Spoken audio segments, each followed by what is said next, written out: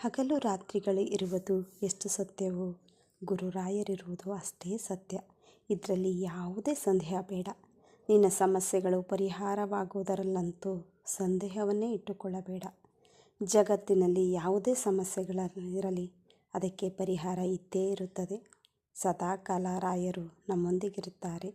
ಗುರುರಾಯರನ್ನು ನಂಬು, ಪೂರ್ಣ ನಂಬು, ಪರಿಪೂರ್ಣ ನಂಬು. ಮನಸ್ಸಿನ ಯಾವುದೇ ಮೂಲೆಯಲ್ಲಿಯೂ ಸಂದೇಹವನ್ನು ಇಟ್ಟುಕೊಳ್ಳಬೇಡ.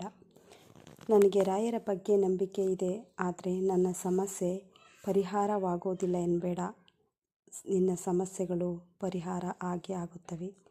ರಾಘವೇಂದ್ರ, ಗುರುರಾಯ, ರಾಘಪ್ಪ ಎಂದು ಜೋರಾಗಿ ಕೂಗು. ನಿಂತಲ್ಲಿ ಕುಳಿತಲ್ಲಿ ರಾಯರ ಸ್ಮರಣೆ ಮಾಡು. ರಾಯರ ಬೃಂದಾವನಕ್ಕೆ ಹೋಗಿ ಹೆಜ್ಜೆ ಪೂಜೆ, ಉರುಳು ಸೇವೆ, ಯಾವುದಾದರೂ ಸೇವೆ ಮಾಡು.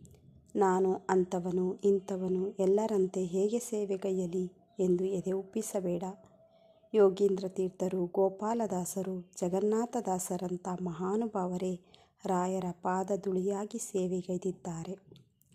ನಾಚಿಕೆಯಿಂದ, ಭಯದಿಂದ, ಜ್ಞಾನದಿಂದ, ಅಜ್ಞಾನದಿಂದ, ಶ್ರೀಮಂತಿಕೆಯಿಂದ, ಬಡತನದಿಂದ ಹೇಗೆ ಬೇಕಾದರೂ ಸೇವೆ ಮಾಡು.